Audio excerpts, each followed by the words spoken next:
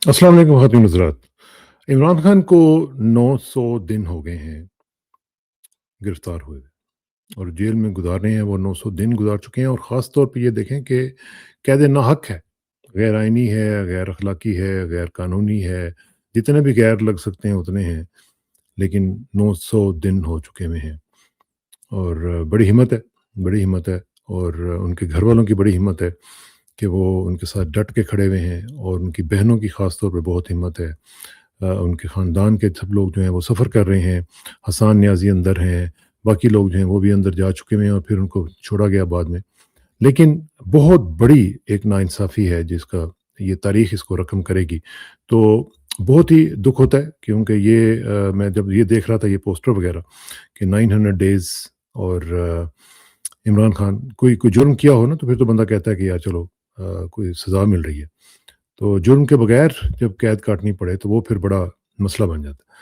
तो अल्लाह ताला करे कि पाकिस्तान के हालात ठीक हों और लेकिन जो सूरत हाल चल रही है, आज आपने पढ़ लिया होगा कि गज़ा पीस बोर्ड जो है ये पता नहीं कौन-सा वाला पीस है, ये पीईएसी है या पीआईईसीई है। पीस टुकड़ों वाला है या पीस अमन वाला है, ये तो वक़्त बताएगा। लेकिन मुझे लगता है कि ये टुकड़ों वाला है, ये अमन वाला नहीं लग रहा। उसमें पाकिस्तान ने शमूलियत का इज़हार कर दिया है और बाकी चीज़ें भी 1-2 ज़रा डिस्कस करेंगे, लेकिन सब्सक्राइब करें, लाइक करें और शेयर करें और कमेंट करें और मैंने जैसे कहा था कि सर्च बार में जाके नाम लिख के उसको सर्च करेंगे, तो फिर ज़रा फायरवॉल को आप थोड़ा-सा थ्वाट करने की पोज़ीशन में आ जाएँगे। बहुत-बहुत शुक्रिया। अब ज़रा चलते हैं आगे स्टोरीज़ की जानिब और सबसे बड़ी जो इस वक़्त स्टोरी चल रही है वो यही है, बल्कि ब्रेकिंग न्यूज़ है कि सऊदी अरब, तुर्की जिसमें साथ-साथ इजिप्ट है, जॉर्डन है, इंडोनेशिया है, कतर है, इन्होंने 7 ममालिक ने जॉइन कर लिया है जनाब बोर्ड ऑफ पीस ट्रंप साहब का जो है और उसमें मुझे नहीं समझ आ रही कि यूएई और बहरीन को क्यों नहीं उसमें लिखा इन्होंने। वो तो पहले ही गिरे पड़ रहे हैं और वो कह रहे हैं कि जी हम तो ऑलरेडी आपके साथ शामिल हैं, तो ये 7 नहीं होने चाहिए, 9 होने चाहिए। तो वो उन्होंने फैसला कर लिया कि पाकिस्तान जो है वो उसमें शामिल होगा और ये ज़ाहिर है कि हमें पता भी था। ये इसमें कोई सरप्राइज़िंग न्यूज़ तो नहीं है, बल्कि मैं तो समझता हूँ ब्रेकिंग भी नहीं है क्योंकि हमें पता था कि यही होना है। बल्कि जो फ़ॉरेन ऑफ़िस की जो स्टेटमेंट आई है कि हम बड़े होपफुल हैं कि इसकी वजह से जो नया एक फ्रेमवर्क जो बनेगा, तो कोट एंड कोट वो कह रहे हैं कि जो concrete steps will be taken towards the implementation of a permanent ceasefire, further scaling up of humanitarian add for the Palestinians as well as reconstruction of Gaza. ये हमारा फ़ॉरेन ऑफ़िस कह रहा है। ये पीस बोर्ड जो है वो नहीं ये कह रहा। तो आइंदा जो चंद माह या जितनी भी देर तक ये सिलसिला चलेगा, आप एक बड़ी मैग्निफिसेंट किस्म की मुनाफ़क़त जो है, वो हमारी तरफ से देखेंगे कि हम शामिल भी हो रहे होंगे और साथ उस बोर्ड का हिस्सा भी होंगे और हमारे से जो जो उन्होंने काम करवाने हैं, वो भी कर रहे होंगे और साथ-साथ हम ये भी कह रहे होंगे कि हम ये सब कुछ जो है ना, ये फ़लस्तीनियों के लिए कर रहे हैं और फ़लस्तीनी जो है हमारे दिल के बहुत करीब हैं। लेकिन कमाल किस्म की मुनाफ़क़त आप देखेंगे और इसमें हमारा फ़ॉरेन ऑफ़िस जो है वो माशाल्लाह आपको पता ही है कि वो बड़ी तनदेही के साथ ये काम करता है। मुझे बड़ा अफ़सोस होता है, ये बड़े बड़े अच्छे पढ़े-लिखे लोग होते हैं, लेकिन कैरेक्टर से बिल्कुल फ़ारिग होते हैं। इनका काम सिर्फ़ अब ये रह गया हुआ है, ये डाकखाना बन चुके हुए हैं। इनको जो पढ़ा दिया जाता है, दे दिया जाता है, वो लिफ़ाफ़ा खोलते हैं और पढ़ देते हैं। तो बड़ा अफ़सोस होता है कि पढ़ा पढ़ा पढ़ा-लिखा और सब कुछ ये फिर इतनी ट्रेनिंग और इतना इनके ऊपर पैसा खर्च होता है पाकिस्तान का। आपको अंदाज़ा है ना कि ये जो बाहर जाते हैं तो फिर इनकी लाइफ़ कैसे होती है, वो सब अ, 100% ऑलमोस्ट जो है वो पेड फॉर होती है। वो सब कुछ उसमें जो है वो दे दिया जाता है उनको, पाकिस्तान की तरफ से दिया जाता है। लेकिन ये इसके बावजूद इनकी जो परफ़ॉर्मेंस है वो आपको पता ही है। लेकिन अब सूरत-ए-हाल जो है वो देख लें कि क्या बन रही है। पाकिस्तान का जो गज़ा का जो पीस बोर्ड है उसमें जाना, क्या ये इसराइल को मुतरादिफ करना तस्लीम करने के मुतरादिफ नहीं है? ये सवाल है जो अब आपको पूछना चाहिए। और फिर ये है कि साथ इसके जुड़ा हुआ सवाल ये है कि फिर अगर आपने पाकिस्तान ने इसराइल को तस्लीम करना ही है, फिर उसकी कीमत क्या है? ठीक है ना? कितनी कीमत आपने देनी है? ये बहुत ज़रूरी है पूछना। लेकिन पाकिस्तान ने ऐसा एक फ़ैसला कर तो लिया है जिस पर अब खामोश रहना भी एक जुर्म है। मैं तो नहीं समझता कि अब इसके ऊपर खामोश रहना चाहिए सबको। कायद-ए-आज़म की एस्पिरेशंस, उनकी कमांड जो थी उसके खिलाफ, उसके बरक्स یہ ہم نے فیصلہ کیا ہے کہ ہم اسی ٹیبل پہ بیٹھیں گے جہاں پہ اسرائیل بیٹھا ہوا ہوگا، اور لیڈرشپ اس میں امریکن جنرل کی ہوگی، اور وہ جو سارا کے سارا سلسلہ ہوگا اس میں ہمارا کتنا کردار ہوگا اور کیا ہماری ویلیو ہوگی پتہ نہیں، اس میں اب دیکھیں گے کہ کیا ہوتا ہے۔ لیکن جو 7 دیگر ممالک ہیں، بلکہ میں تو کہتا ہوں کہ 9 ممالک ہیں، ابھی اور بھی بڑھیں گے، یہ آپ فکر نہ کریں، یہ تقریباً کوئی 69 کے قریب جو ممالک ہیں ان کو انہوں نے لینا ہے، اور وہ سب کے سب آ جائیں گے۔ تو اب حکومت یہ کہتی ہے کہ یہ تو ہم امن کے لیے کر رہے ہیں، ٹھیک ہے نا؟ اب میں جو مختلف جو پولیٹیکلز ہیں، جو جو اینالسٹ ہیں، ان کو میں دیکھ رہا تھا، زاہد حسین صاحب کو میں ڈان میں دیکھ رہا تھا کہ وہ کہہ رہے تھے کہ یہ تو بالکل غلط انہوں نے کیا ہے، اور یہ اخلاقی طور پر ناقابل دفاع ہے۔ اور میں بھی یہی سمجھتا ہوں کہ یہ فیصلہ جو ہے یہ ایک سوالیہ نشان چھوڑ رہا ہے۔ لیکن آج میں ابھی جو یہ جو انالیسس کرنے جا رہا ہوں، اس میں میں جذبات کی بات نہیں کروں گا کہ جی وہ اسلام کا مسئلہ اور فلسطینیوں کا مسئلہ، لیکن let's talk about some facts. اور پھر آخر میں ایک ایسا سوال چھوڑوں گا، تو وہ پھر آپ خود ہی جواب دے دیجیے گا اس کا، کہ پتہ نہیں شاید ایوانوں میں تو اس کا کوئی جواب ہے کہ نہیں ہے، لیکن شاید آپ دے سکیں مجھے۔ تو یہ جو پیس بورڈ ہے، سب سے پہلے تو یہ سمجھنا ضروری ہے کہ یہ پیس بورڈ ہے کیا، ٹھیک ہے نا جی؟ یہ پیس بورڈ جو ہے، یہ پھر میں کہہ رہا ہوں کہ پتہ نہیں یہ ٹکڑوں والا پیس ہے یا دوسرا والا امن والا پیس ہے، یہ تو وقت بتائے گا۔ لیکن بہرحال جو انہوں نے بنایا ہے، یہ اقوام متحدہ کا فورم نہیں ہے۔ سب سے بڑی بات تو یہ ہے کہ یو این کا اس میں کوئی رول نہیں ہے، اور ساتھ اس کے اوپر جو الزام لگ رہا ہے وہ یہی ہے کہ یہ یو این کو مائنس کرنے کی طرف بہت بڑا پہلا قدم ہے۔ اچھا، پھر دوسری طرف یہ او آئی سی کی بھی کوئی قرارداد نہیں ہے، جو ہم مسلمان ممالک جو گرے پڑ رہے ہیں نا، او آئی سی نے بھی ہمیں نہیں کہا۔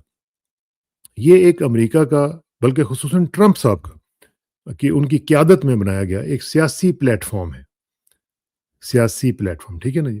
اب اس میں کہا جا رہا ہے کہ جی غزہ میں جنگ بندی ہوگی، انسانی ہیومینیٹیرین ایڈز وغیرہ ہم کھول دیں گے، اور پھر اس کے بعد ریکنسٹرکشن ہوگی۔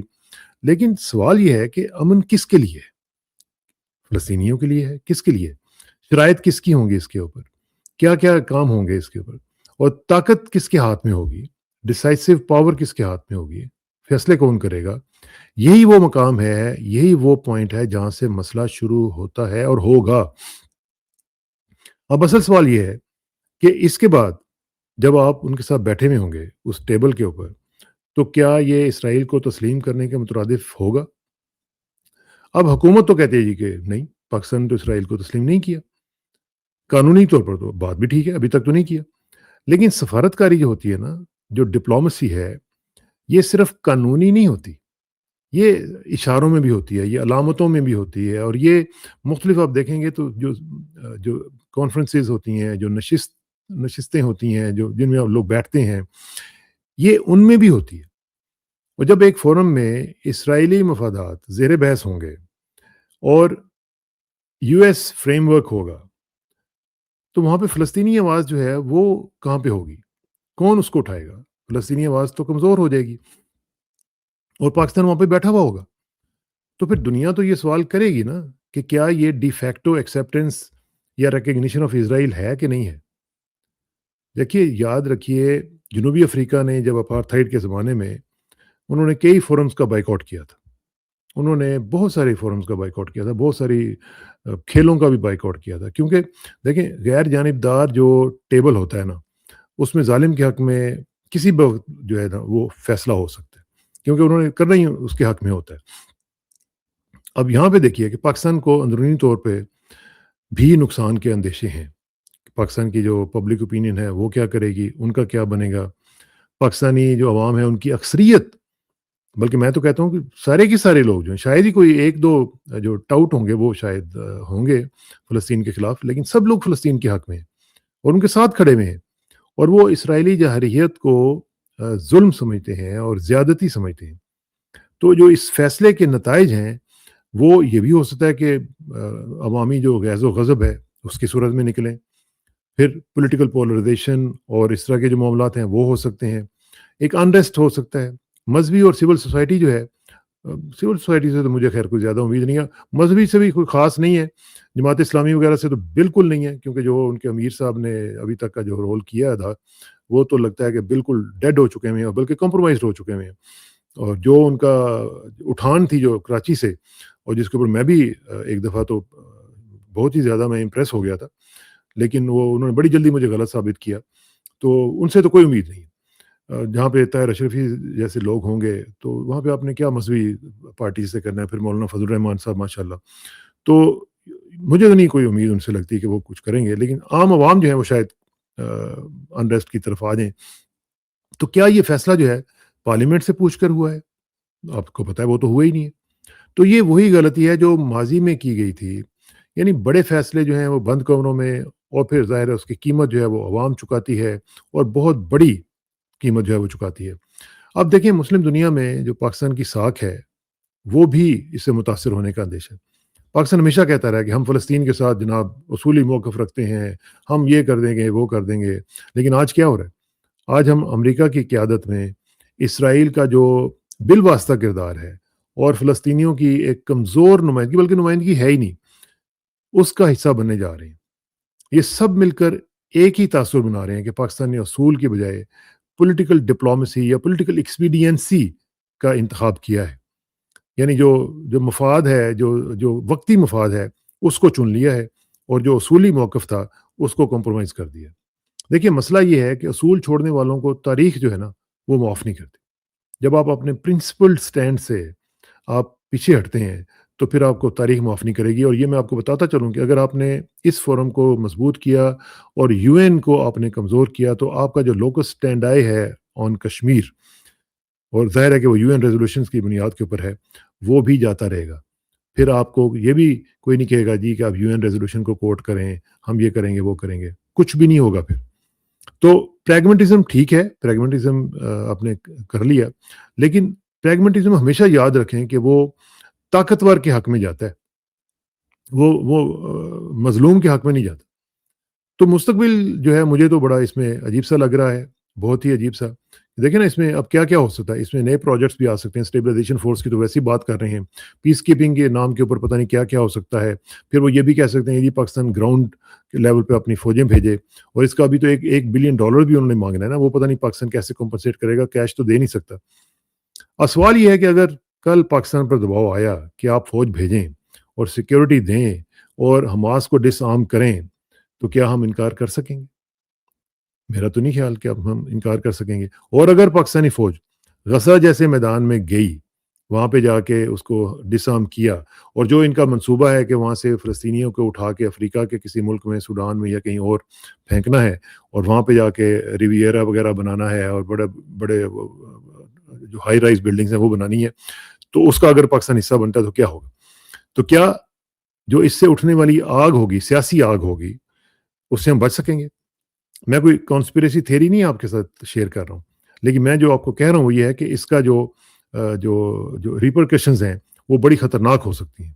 اخلاقیات کا جو سوال ہے وہ بھی اس میں آ جائے گا، کیونکہ یہ صرف سیاست نہیں ہو رہی، یہاں پہ اخلاقیات بھی میٹر کرتی ہے نا۔ کیا مظلوم کے خون کے دوران وہاں پہ آپ نے ان کے لیے آواز اٹھائی؟ طاقتور کے بنائے ہوئے جو بھی فورمز ہیں ان پر بیٹھنا تو آپ کو بڑا اچھا لگتا ہے، لیکن کیا آپ وہاں پہ جا کے ان کے لیے آواز اٹھائیں گے؟ تو یہ آپ رسک لے سکیں گے ٹرمپ کے سامنے؟ یا پھر یہ وہی امن ہے جو فاتح لکھا کرتا ہے اور جو ہمیشہ دیکھا ہم نے، اور مظلوم کو خاموشی سے وہ پکڑا دیا جاتا ہے، وہ پھرا پڑا دینے کے جی دس از فار یو، آپ چپ کر کے اس کو ایکسیپٹ کریں، جیسے World War II میں ہوا تھا، کتنے ملکوں کے ساتھ انہوں نے یہ کیا تھا۔ پھر آپ اسلامی نقطہ نظر کو بھی دیکھ لیں، ہمارے حافظ صاحب ہیں ماشاء اللہ، ان کو تو اسلام کا بڑا پتہ ہے۔ تو ظلم کے وقت اگر آپ غیر جانبداری بھی کریں گے نا تو وہ آپ کا جرم کہلاتا ہے۔ آپ اگر ظالم کے ساتھ اس کو کال آؤٹ نہیں کرتے ہیں تو یہ ظلم ہی ہوتا ہے۔ اب جو وہ کہتے ہیں نا خاموشی نیم رضامندی ہوتی ہے۔